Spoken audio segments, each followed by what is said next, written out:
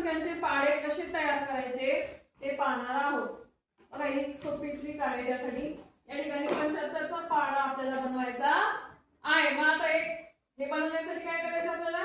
आपण पहिला अंक जो आहे त्याचा पाढा इथे लिहायचा आणि जो दुसरा अंक आहे 5 चा पाढा इथे लिहायचा। आधी आपण 7 चा पाढा लिहून घेऊया।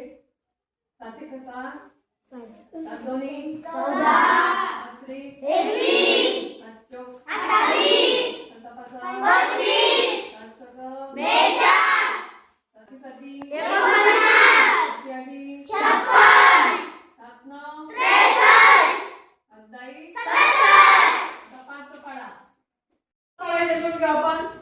5 × 5 5 10 8 × 15 5 चौक 20 5 5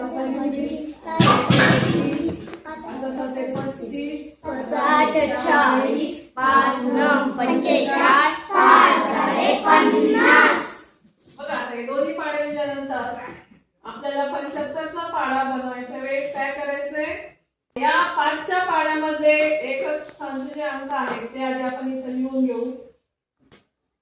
आधी 5 0 5 0 5 याची बेरीज करायची। इकडचा जो पाढा आहे त्याच्यात आपण 7 इथे लिहून घेऊ आधी।